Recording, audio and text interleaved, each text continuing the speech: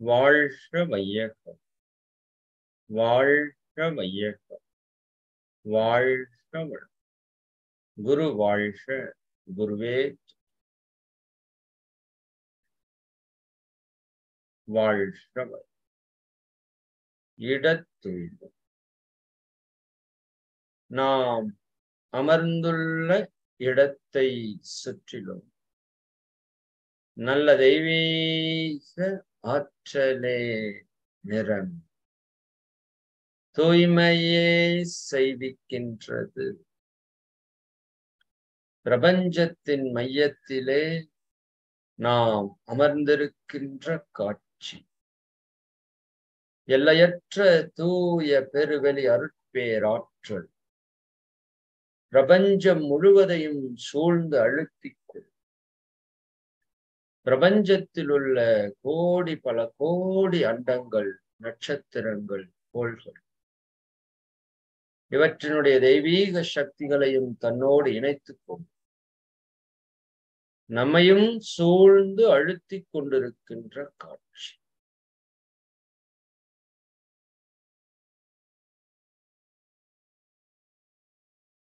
நல்ல உணர்வுக்கு கிட்டட்டும். இந்த புனிதமான நல்ல தினத்திலே இந்த இறையாற்றலோடு அந்த பிரபஞ்ச சக்தியும் இணைந்து நம்மை சூழ்ந்து நிறைந்து ததும்பிக் கொண்டிருப்பதையும், அப்படியே தோளை கவனிங்க, நம் உடல் முழுவதையும் அந்த தெய்வீக சக்தி அழுத்திக் கொண்டிருப்பதையும் உணர முடியும். அருளாற்றல் பாய்ச்சுதல். அருட்பேராற்றல் உடலிலே உயிரிலே அலை அலை அலை அலை அலை அலை அலை அலையா பாய்ந்து நிரம்புவதை உணர்கிறோம். நம்மை சூழ்ந்து நிறைந்து அழுத்திக் கொண்டிருக்கின்ற அந்த தெய்வீக இறை சக்தி எல்லா திசைகளிலிருந்தும் நம்முள் அலை அலை அலை அலை அலை அலை அலையா பாய்ந்து நிரம்புவதை உணர்கிறோம். நல்ல உணர்வுக்கு கிட்டட்டும்.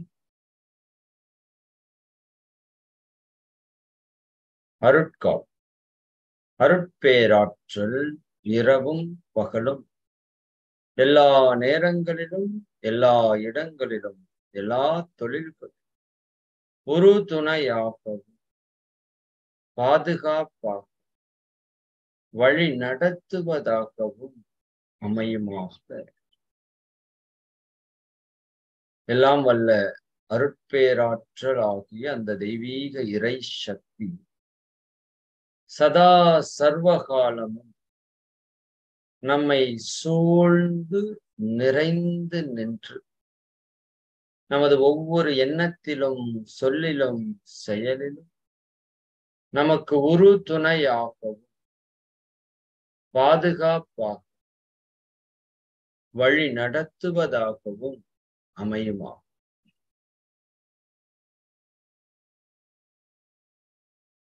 அன்னைக்கு வணக்கம், தந்தைக்கு வணக்கம், ஆசான் அருட்தந்தை வேதாத்திரி மகரிஷி அவர்களுக்கு இதுகாரம் பிரபஞ்சத்திலே தோன்றி சித்தர்கள், மகான்கள், யோகியர்கள், ஞானியர்கள், ரிஷிகள், மகரிஷி அறிவில் அறிவாய் நிலைத்து அறம் வகுத்தோர் அதை வாழ்ந்து காட்டி அனைத்து ஞான பெருமக்களையும் ஒரு சேர நினைந்து நன்றியுணர்வோடு வணங்கி அனைவரிடமிருந்து வரக்கூடிய தெய்வீக ஆசிகளை பரிபூரணமாக பெற்றுக்கொள்வோம். வாழ்க வளம், வாழ்க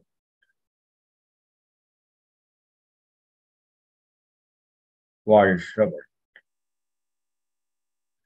பிரம்ம ஞான கல்வி இறைவெளியே தன்னிருக்க சூழ்ந்தழுத்தும் ஆற்றல் இதன் திணிவு மடிப்பு வில சுழலும் நுண்பின்னா இதன் திணிவு மடிப்பு வில சுழலும் நுண்பின்னா நிறைவெளியில் விண் சுழல நெருக்குகின்ற உரசல் நிலைவெளியில் எழுப்புகின்ற நேரலைகள் காந்தமாம் நிலைவெளியில் எழுப்புகின்ற நேரலைகள் காந்தமாம் மறை பொருளாம் காந்தம் தன் மாத்திரைகள் ஐவகை மலைக்காதீர்வின் கூட்டம் மாபூதம் ஐந்துமாம் மலைக்காதீர்வின் கூட்டம் மாபூதம் ஐந்துமாம் முறையாய காந்த அலை மனமாம் உயிருடல்களில் மதி உயர்ந்து உண்மை பெற மாபிரம்ம ஞானமாம் மதி உயர்ந்து உண்மை பெற மாபிரம்ம ஞானமாம் தவம் துவங்குவோம். மனதை விரித்து எல்லையற்ற பரவெளியோடு நம்மை இணைத்துக் கொள்வோம்.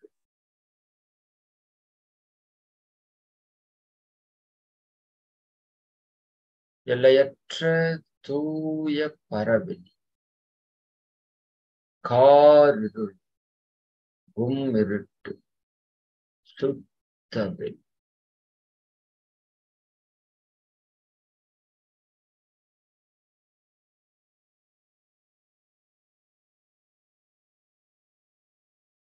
இந்த தெய்வீக பெருவெளிதான் பிரம்மம் என்றும் தெய்வம் என்றும் இயற்கை என்றும் எல்லாம் வல்ல பேராற்றலான பிரபஞ்ச ஆற்றல் என்றும் வணங்கப்படுகிறது. மனம் விரிந்த இந்த தெய்வீக நிலையிலே நின்று தியானிக்கிறோம்.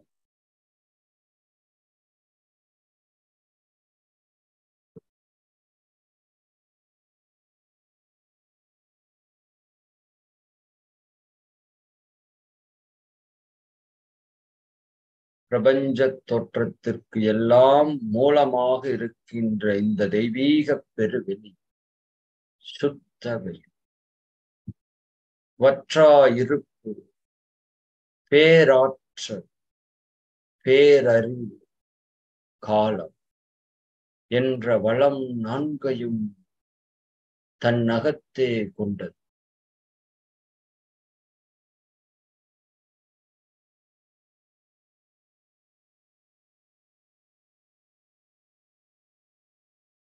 அந்த பெருவெளியோடு பெருவெளியாக கலந்து கரைந்து நிற்கும்.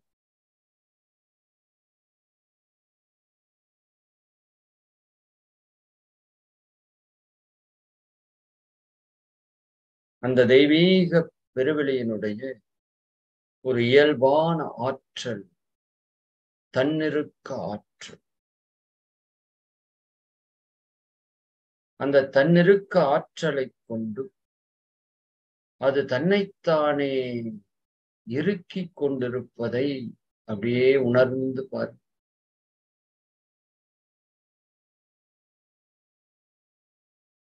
தன்னையே இறுக்கிக் கொண்ட அந்த பெருவெளி கண்ணுக்கும் கருத்துக்கும் எட்டாத மிக மிக நுண்ணிய துகள்களாக மாறிவிட்டது.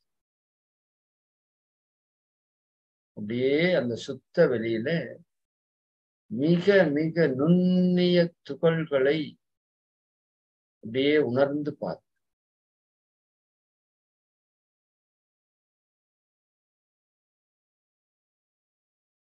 இந்த மிக மிக நுண்ணிய துகள்களை இறை துகள்கள் என்றும் பரமாணு என்றும் ஆங்கிலத்திலே ஈத்தர் என்றும் சொல்லுகிறோம்.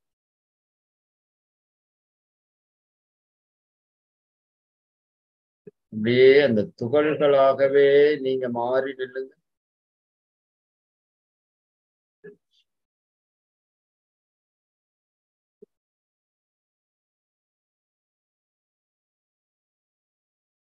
இப்ப அந்த ஒவ்வொரு துகள்களும் இறைநிலையினுடைய சூழ்ந்தழுத்தும் ஆற்றலின் காரணத்தினாலே தன்னைத்தானே மிக வேகமாக சுழன்று கொண்டிருப்பதை உணருங்க.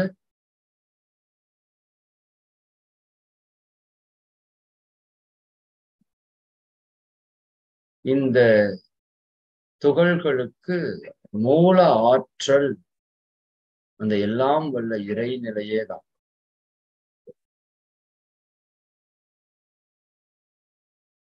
அந்த இறைநிலையே அந்த துகள்களை சூழ்ந்து அழுத்தி சுழலச் செய்து கொண்டிருக்கும்.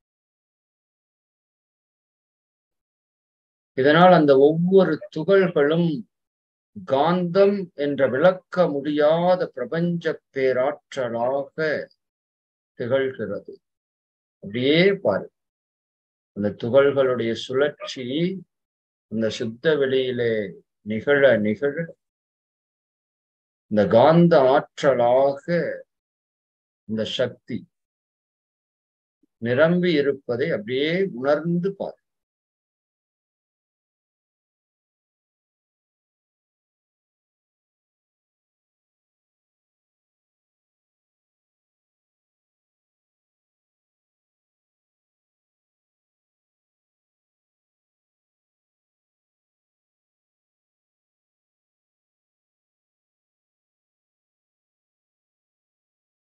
இப்ப அந்த இறை துகள்களை இந்த எல்லாம் வல்ல பெருவெளியினுடைய சூழ்ந்தழுத்தும் ஆற்றல்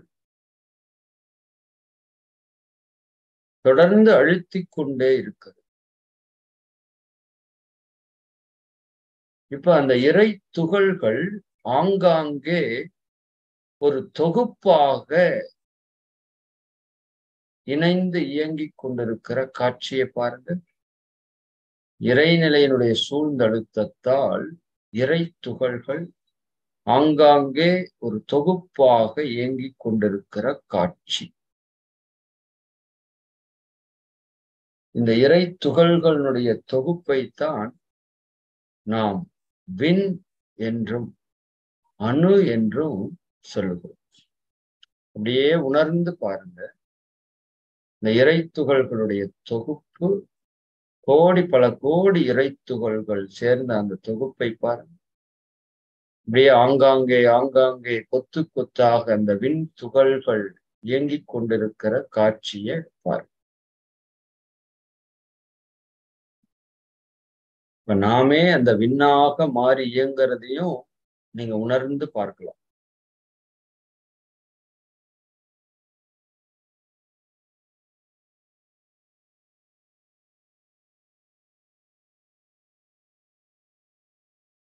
இப்போ அந்த விண்ணும் மிக வேகமாக சுழன்று கொண்டே இருக்க இறைநிலையினுடைய சூழ்ந்தழுத்தும் ஆற்றலால் ஒவ்வொரு விண்ணும் மிக வேகமாக சுழன்று கொண்டிருப்பதை, அந்த ஒவ்வொரு விண்ணிலிருந்தும் அந்த இறை துகள்கள் வெளியேறி அவையே காந்த ஆற்றலாக வெளிப்பட்டு கொண்டிருப்பதை அப்படியே அகக்காட்சியா பாருங்க. இப்படி விண்கள் இயங்கும் போது அந்த வெளிப்படக்கூடிய காந்த ஆற்றல் அந்த விண்ணினுடைய விலக்கு விசையாக மாறி எந்த ஒரு விண்ணுமே ஒன்றை ஒன்று ஒட்டி இயங்க முடியாத அளவிற்கு அதனுடைய விலக்கு விசை தனித்து நிறுத்தி கொண்டிருப்பதையும் நீங்க பார்க்கலாம். இதனால நம்ம என்ன புரிந்து கொள்கிறோம்? அந்த விண் துகள்களோ இறை துகள்களோ எந்த காலத்திலும் ஒன்றை ஒன்று ஒட்டி இயங்க முடியாது. அவற்றிலிருந்து வரக்கூடிய அந்த விலக்கு விசை அவற்றை ஒரு குறிப்பிட்ட தூரத்திலே நிறுத்தி இயங்கக்கூடிய அந்த உண்மையை நம்ம உணர்ந்து கொள்ளும். அதை அப்படியே அகக்காட்சியா பாருங்க.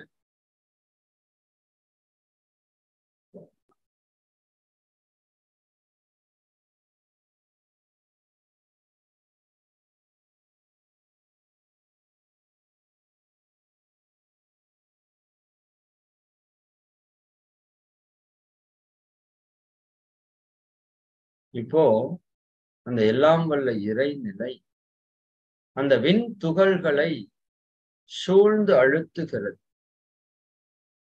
அந்த விண்துகள்கள் ஒன்றை ஒன்று நெருங்க முடியாத போதும் இந்த சுத்த வெளியினுடைய சூழ்ந்த அழுத்தத்தால் இயக்க வேறுபாடு கொண்ட விண்கள் கூட்டு இயக்கமாக இயங்கிறதுக்கு ஆரம்பிக்கும். அதைத்தான் நம்ம பார்த்திருக்கிறோம். ஒரு புதிய விண்ணும் ஒரு பழைய விண்ணும் இணைந்து இயங்கும் போது அந்த பழைய விண்ணை மையத்திலே வைத்துக் கொண்டு அந்த புதிய விண் அதை சுழன்று இயங்கக்கூடிய தன்மை, இதைத்தான் காற்று என்று சொல்கிறோம். இரண்டு அணுக்களுடைய கூட்டு.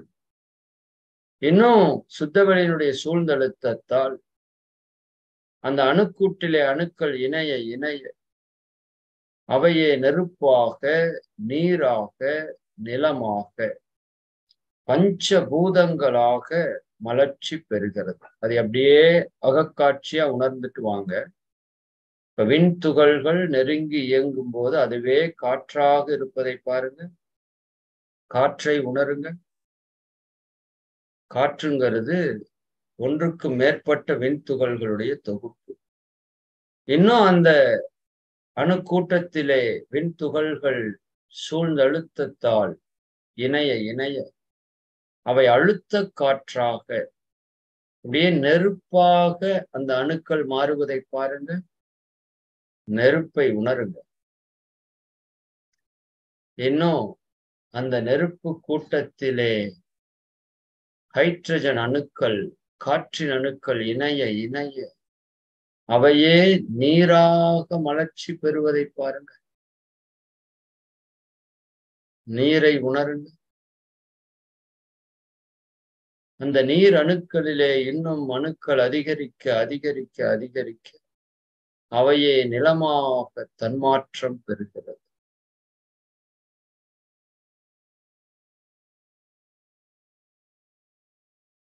இவையே பஞ்சபூதங்கள் என்று அழைக்கிறோம்.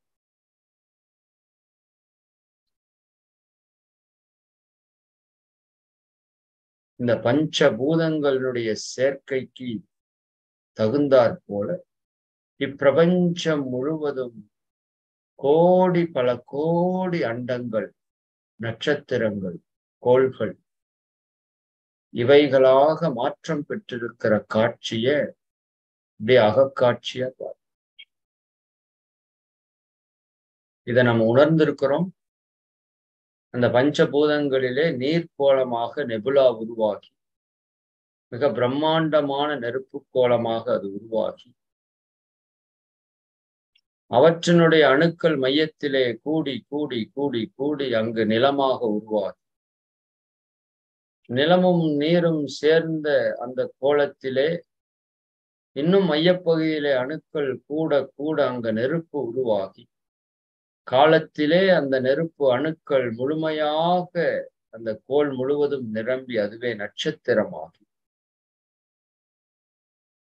அந்த நட்சத்திரத்திலிருந்து வெளிப்பட்ட அணு துகள்கள் ஆங்காங்கே இணைந்து இணைந்து அந்த சூரிய குடும்பத்தினுடைய கோள்களாக மாற்றம் பெற்றிருப்பதையும் அந்த கோள்களிலிருந்து வரக்கூடிய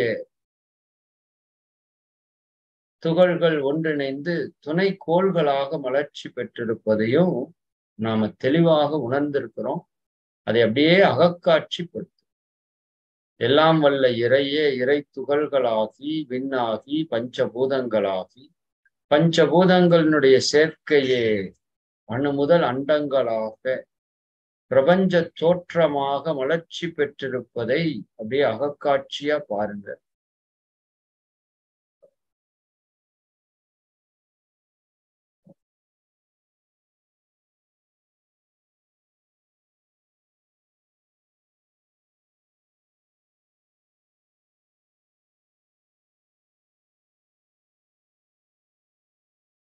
இப்போ அந்த பிரபஞ்ச இயக்கத்திலே சில கோள்களில் மட்டும் பஞ்சபூதங்கள் சரியான விகிதாச்சாரத்தில் இருக்கிறது. அப்படியே பூமிக்கு வாங்க. பூமியிலே பஞ்சபூதங்களும் அந்த தெய்வீக விகிதாச்சாரத்திலே இயற்கையாக அமைந்திருக்கு. இந்த பூமியாக இருப்பதே இறைநிலைதான். அப்ப அந்த பூமியிலே பஞ்சபூதங்களினுடைய சேர்க்கை சரியான அளவு அமையும் போது அந்த பஞ்சபூதங்களும் ஒன்று சேர்க்கிறது. இந்த பஞ்சபூத சேர்க்கை ஒன்றாக நிகழும் போது அந்த பஞ்சபூத சேர்க்கைக்குள்ளாக இந்த விண் என்று சொல்லக்கூடிய உயிர் துகள்கள் தனித்து இயங்கக்கூடிய வல்லமை பெறுகிறது. உங்களால நல்லா உணர முடியும். பஞ்சபூத சேர்க்கை அது ஒரு தெய்வீக விகிதாச்சாரத்தில் இணைகிறது. அங்கு அந்த உயிர் துகள்கள் அதற்குள்ளாக தனித்து இயங்கக்கூடிய வல்லமை பெறுகிறது. இதைத்தான் உயிர் ஓட்டம் என்று சொல்கிறோம். இதுதான் இப்பிரபஞ்சத்திலே தோன்றிய முதல் உயிர். அதை உணர்ந்து பாருங்கள்.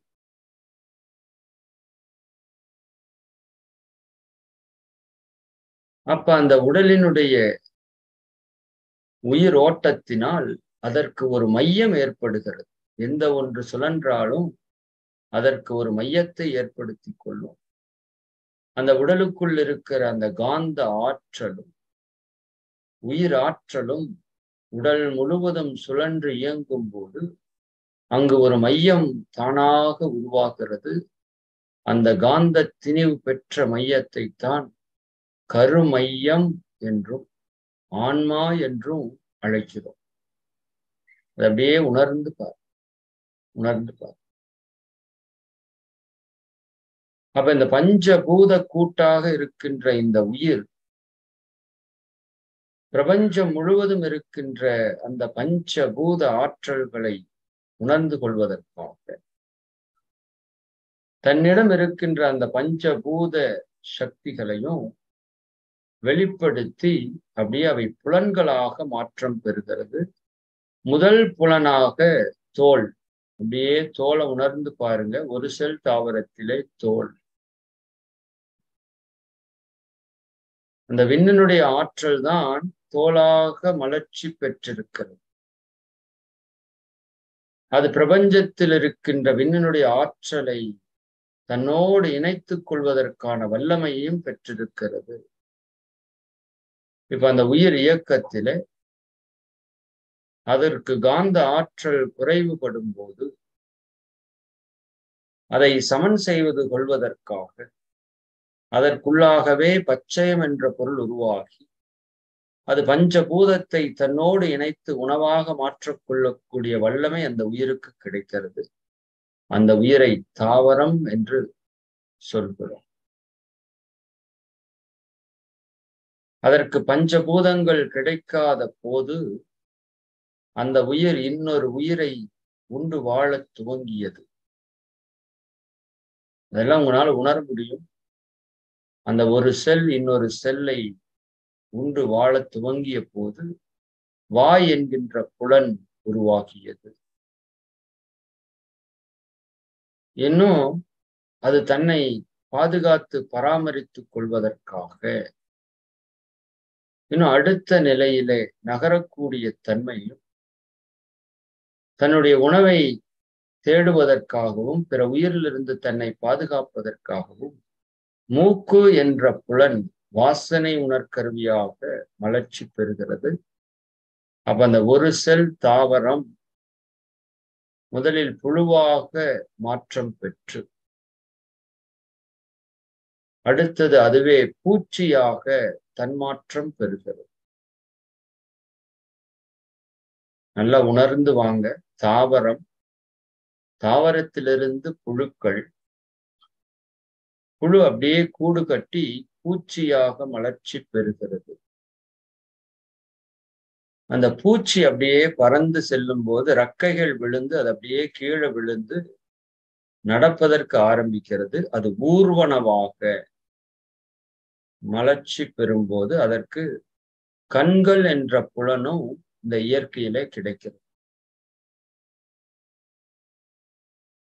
இன்னும் அந்த நாலறிவு உயிரினம் தன்னுடைய தேவையை நிறைவேற்றிக் கொள்ள முயற்சி செய்த போது அதுவே ஐந்தறிவு விலங்குகளாக பறவைகளாகவும் வளர்ச்சி பெற்றது.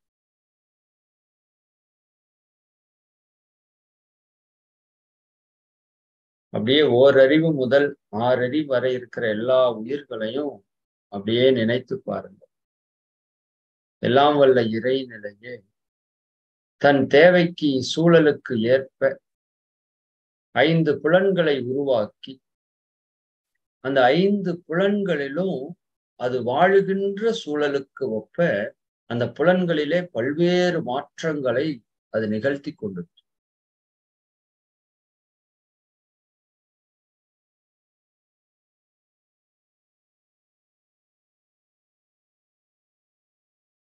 இந்த புலன்களை உருவாக்கியதோடு மட்டுமின்றி இந்த இறைநிலை அந்த புலன்களால் பெற்ற அனுபவங்களை உணர்ந்து கொள்வதற்கான அந்த காந்த ஆற்றலை உருவாக்கி அது பெற்ற அனுபவங்களை எல்லாம் அந்த கருமையத்திலே இறுக்கி சுருக்கி இருப்பாக வைத்துக் கொண்டு அந்த அனுபவம் பெற்ற காந்த ஆற்றலைத்தான் நாம் மனம் என்று சொல்கிறோம். இப்ப நல்ல பிரபஞ்சத்தை பாருங்க. பிரபஞ்சம் முழுக்க பஞ்சபூத ஆற்றல். அந்த நிலத்திலிருந்து வரக்கூடிய காந்த ஆற்றலை வாசனை என்றும், நீரிலிருந்து வரக்கூடிய காந்த ஆற்றலை சுவையாகவும், நெருப்பிலிருந்து வரக்கூடிய காந்த ஆற்றலை ஒளியாகவும் வெளிச்சமாகவும், காற்றிலிருந்து வரக்கூடிய காந்த ஆற்றலை சப்தமாகவும், விண்ணிலிருந்து வரக்கூடிய காந்த ஆற்றலை அழுத்தமாகவும் நாம உணர்கிறோம். அப்ப பஞ்சபூதங்களிலிருந்து வரக்கூடிய பஞ்சதன் மாத்திரைகளான அழுத்தம், ஒளி, ஒளி, சுவை, மனம் இவற்றை அந்த உயிர்கள் உணர்வதற்காக தோல், நாக்கு, மூக்கு, கண்கள், காதுகள் என்ற 5 புலன்களும் மலர்ச்சி பெற்றிருப்பதை உணர்ந்து கொள்கிறோம்.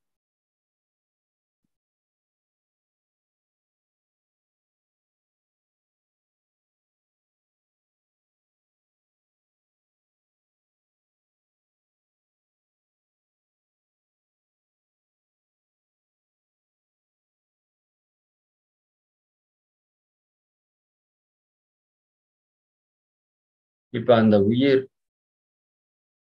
அதனுடைய தேவை தன்னுணர்வு பெறுவதற்காக அந்த 5 அறிவு உயிர்கள் 2 வேறுபட்ட உயிர்கள் இணைந்து இயற்கையினுடைய நீதிகளை எல்லாம் தகர்த்து அதுவே மனிதனாக மலர்ச்சி பெற்றிருப்பதை அப்படியே உணர்ந்து பார்.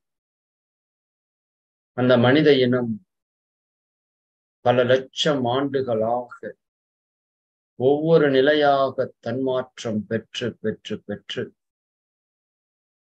இப்பொழுது ஒரு தெய்வீக உருவமாக இந்த உலகத்திலே வாழ்ந்து கொண்டிருக்கிற காட்சியை அப்படியே உணர்ந்து பார்.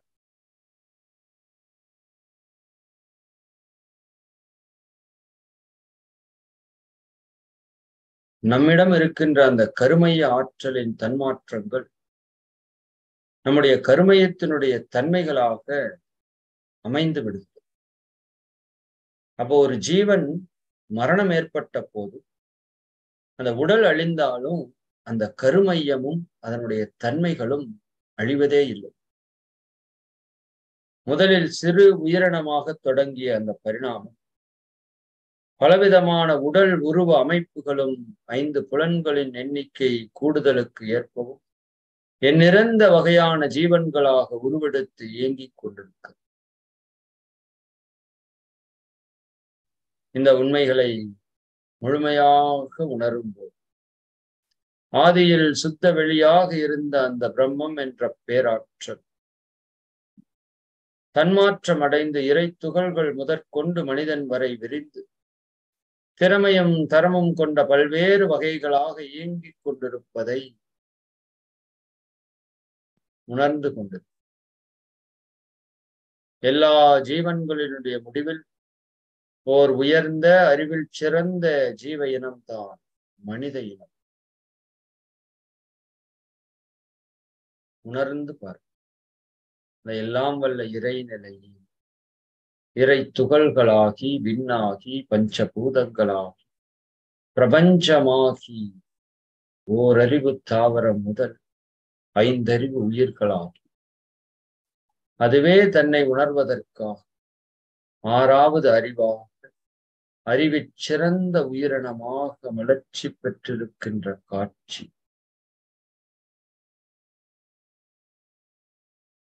எனவே நம்முடைய உள்ளத்திலே நான் யார் என்ற வினா எழுந்தால் அந்த வினாவிற்கு விடையாக எல்லாம் வல்ல இறைநிலையே தன்மாற்றம் அடைந்த அந்த நீண்ட சரித்திர உண்மை நமது நினைவுக்கு வரும்.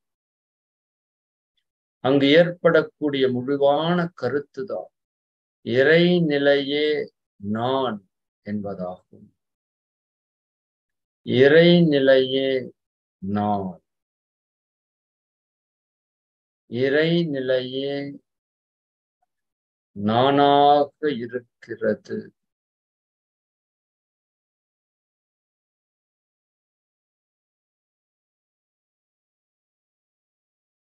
அப்படியே உங்களை உணருங்க. எல்லாம் வல்ல இறைநிலையே தன்மாற்றம் பெற்று நானாக இருக்கின்ற காட்சி.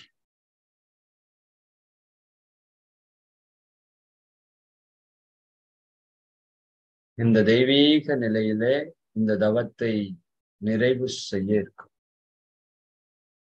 நாள் தவறாமல் இந்த தவத்தை ஏற்று வந்தால்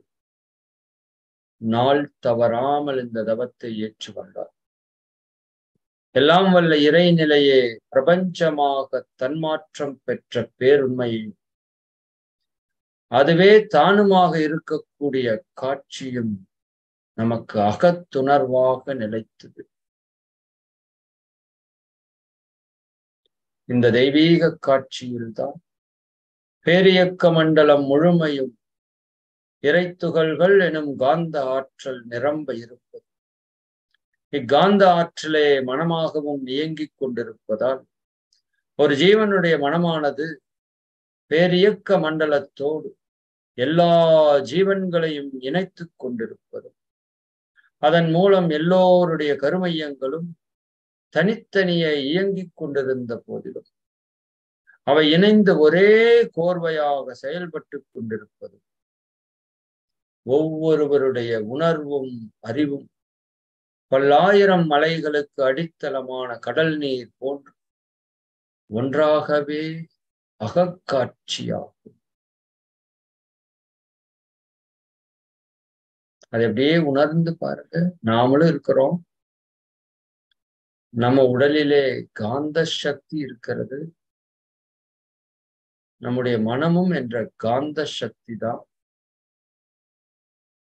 இந்த பிரபஞ்சம் முழுவதும் அந்த காந்த ஆற்றல் நிரம்பி இருப்பதை பாருங்க.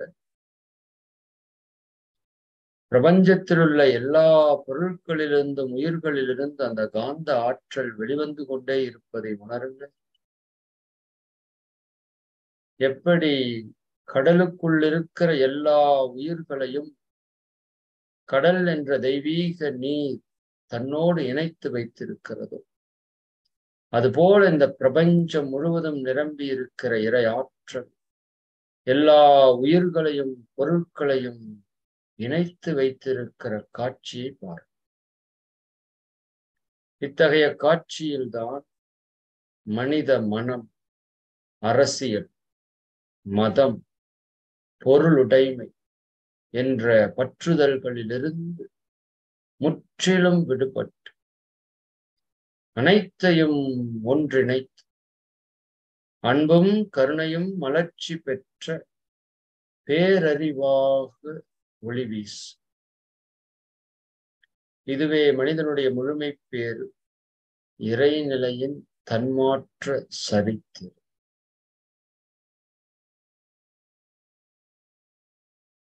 வாழ்க. இந்த தெய்வீக மனோநிலையிலே வாழ்க்கை நல சங்கம் அருட்பேராற்றல் கருணையினால் உடல் நலம், நீலாயுள், நிறை செல், உயர் புகழ், மெய்ஞானம் ஓங்கி வாழ். அருட்பேராற்றல் கருணையினால் உடல் நலம், நீலாயுள், நிறை செல்வம், உயர் புகழ், மெய்ஞானம் ஓங்கி வாழ். அருட்பேராற்றல் கருணையினால் உடல் நலம், நீலாயுள், நிறை செல்வம், உயர் புகழ், மெய்ஞானம் ஓங்கி வாழ். வாழ்க இறைவன், வாழ்க பிரபஞ்சம், வாழ்க வையகம், வாழ்க வளம். நம் மனதில் அமைதி நலம். நம்மை சுற்றிலும் அமைதி நலம். உலகம் முழுவதும் அமைதி. ஒரு ஆழ்ந்த சுவாசம் எடுத்து ஓம் சாந்தி.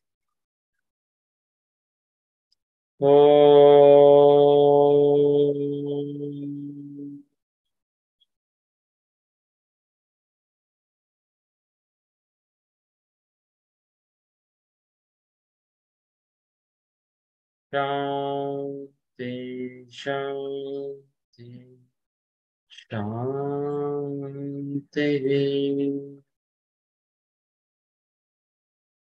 வாழ்க வாழ்க. இந்த தெய்வீகமான மனோநிலையில நாம் இன்றைய நிகழ்வை நிறைவு செய்திருக்கிறோம்.